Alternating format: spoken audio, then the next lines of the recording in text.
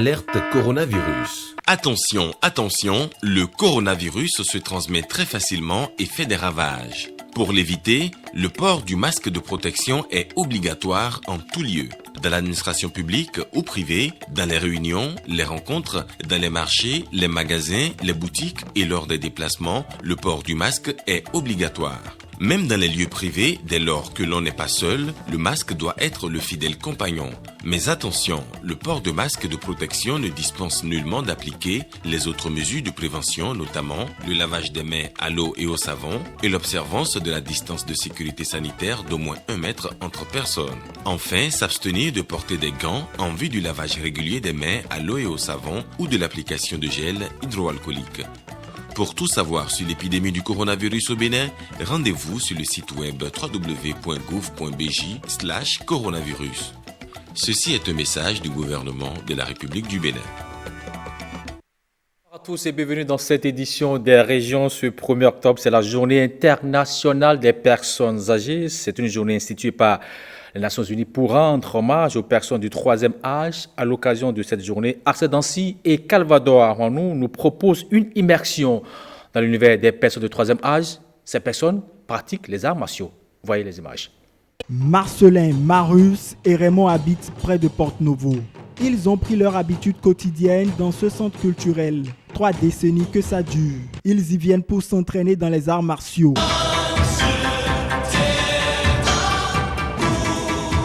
J'ai commencé les arts martiaux depuis l'âge de 14 ans. Aujourd'hui, j'ai 57 ans. Aujourd'hui, j'ai 57 ans. Alors, si j'avais laissé, je serais plus vieux que l'état que je porte aujourd'hui. Depuis mon jeune âge, quand j'avais 24 ans, aujourd'hui j'ai 66 ans. 2 quinquagénaires, un sexagénaire, 3 hommes encore actifs. Endurance, technique, agilité et longue expérience dans la pratique de l'art font d'eux des maîtres.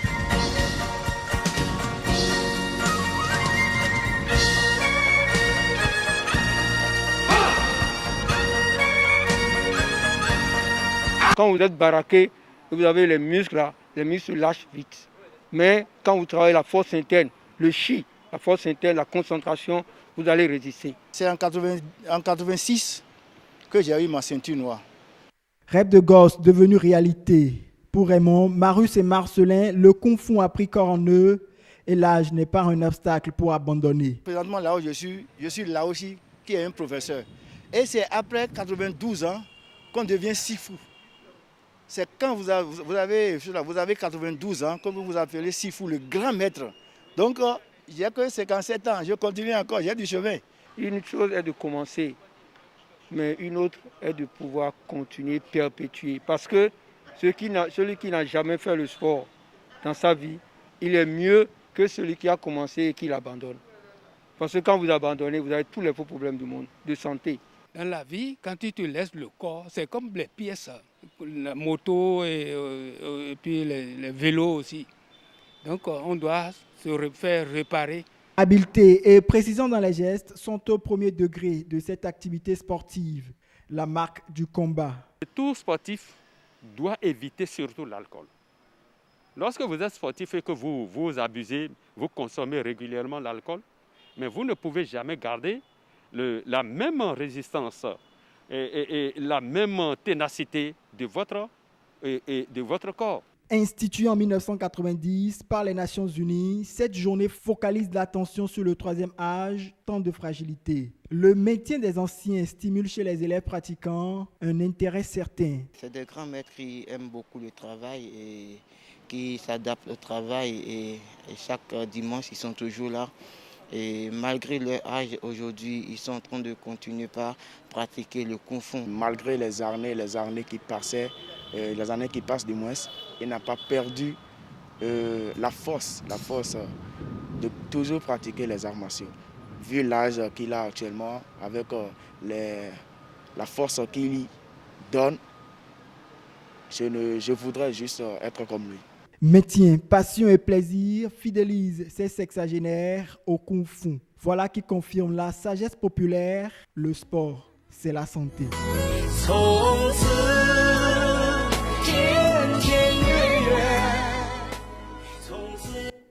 Des exemples à suivre pour le maintien de la forme. La Fondation MTN Bénin soulage les femmes du marché d'Antokpa. La Fondation MTN Bénin a distribué des packs alimentaires aux usagers du marché d'Antokpa. Cette manifestation a pour but d'apporter un coup de main, bien sûr, à ces femmes du grand marché touchées par les conséquences de la COVID-19. Romain Copper-Edor, Yves Agopessi pour le compte-rendu. C'est un geste de générosité signé MTN Bénin à l'endroit des femmes touchées par la crise sanitaire. La Fondation MTN Bénin a répondu à l'appel de ses usagers du marché d'Antokpa en leur offrant 200 packs de denrées alimentaires et des masques. Conscient du fort impact économique de cette crise sanitaire dans le pays, la Fondation et les amis de la Fondation ont jugé nécessaire d'apporter un appui alimentaire et des masques faciaux qui, nous l'espérons, vous permettront de traverser cette période difficile. Fidèle à sa vocation d'entreprise citoyenne, la Fondation MTN veut contribuer à l'effort collectif de solidarité face au Covid-19. Ce don vient soulager les peines de ces femmes victimes de mévente, conséquence de la crise sanitaire. Elles témoignent leur gratitude envers MTN Bénin. Au début, nous n'avons pas cru. Et aujourd'hui, c'est chose faite. C'est un grand jour pour les usagers. Nous remercions l'MTN de nous avoir répondu favorablement. La Fondation MTN apporte la joie dans nos ménages respectifs en nous offrant ses coffrets alimentaires et ses kits sanitaires. Nous remercions très sincèrement la Fondation MTN. Cette action s'inscrit dans une série d'activités effectuées par la Fondation MTN Bénin, à l'instar de la campagne Porte le pour moi, qui sensibilise les populations béninoises sur le port obligatoire du masque. 2 directeurs de cabinet de ministres viennent d'être nominés ambassadeurs de la bonne gouvernance pour le compte de l'année 2020 en République du Bénin. C'est une œuvre de l'ONG Bénespoir, spécialiste des enquêtes sur la bonne gouvernance. Noël Gangpé de la décentralisation, Dewanou Avodagbe de l'enseignement primaire sont les 2 nominés. Je vous propose de suivre le porte-parole au micro de Marcel Arrossi. À travers cette distinction, nos engagements et notre détermination à mieux faire viennent d'être renforcés. Nous redoublerons d'ardeur à nos différents postes de travail pour faire reculer les comportements de malgouvernance afin de garantir la paix, la stabilité et le développement.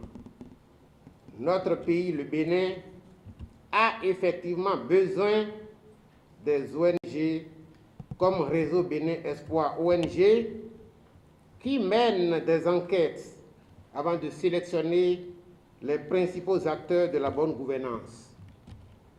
Dans le cadre de la promotion de celle-ci, il est souhaitable que ces associations bénéficient davantage du soutien des pouvoirs publics.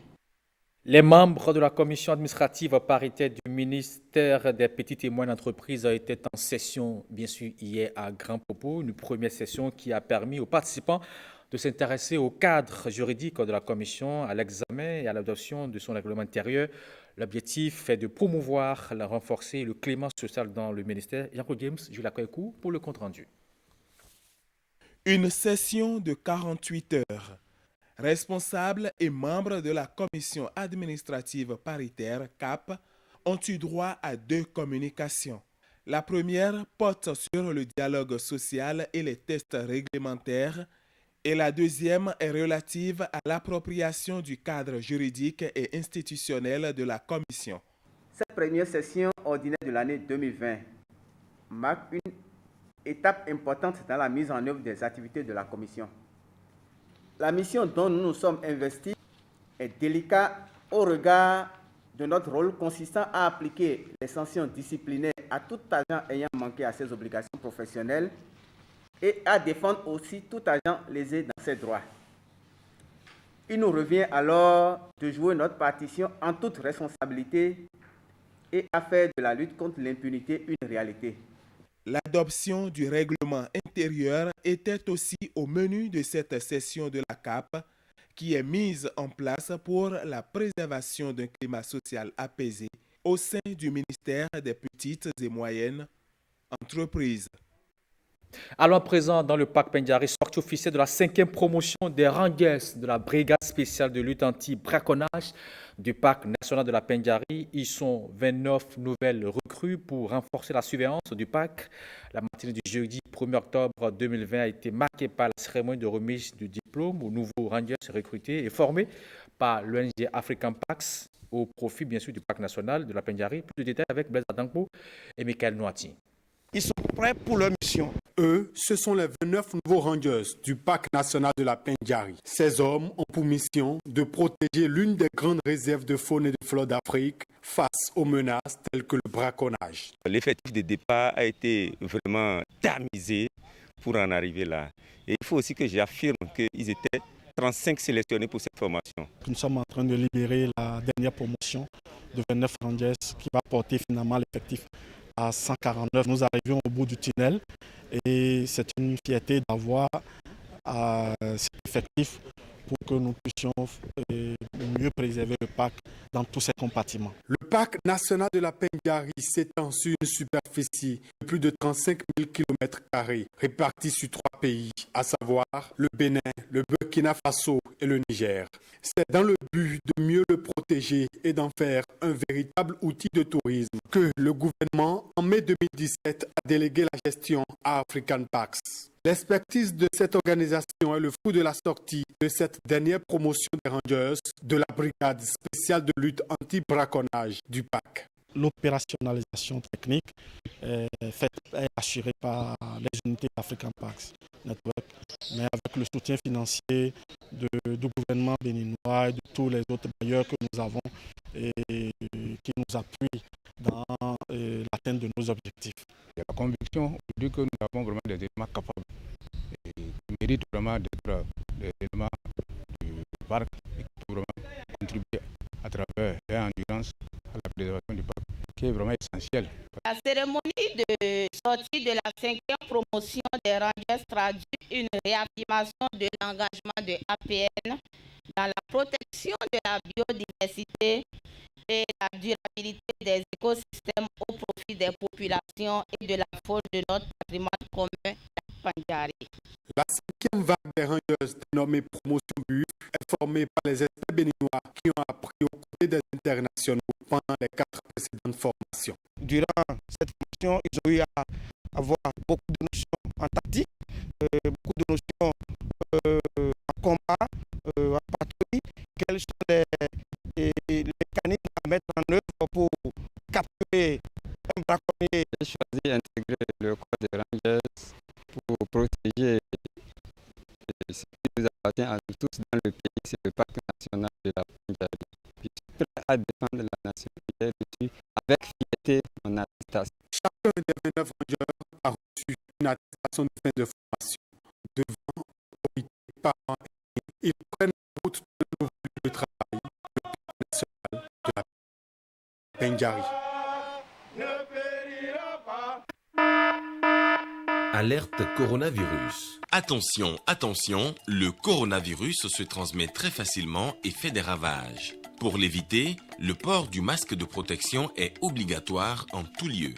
Dans l'administration publique ou privée, dans les réunions, les rencontres, dans les marchés, les magasins, les boutiques et lors des déplacements, le port du masque est obligatoire.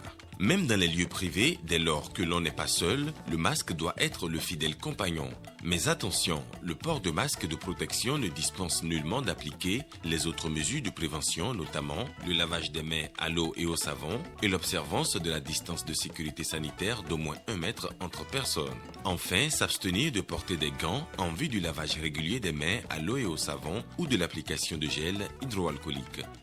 Pour tout savoir sur l'épidémie du coronavirus au Bénin, rendez-vous sur le site web www.gouv.bj/coronavirus. Ceci est un message du gouvernement de la République du Bénin.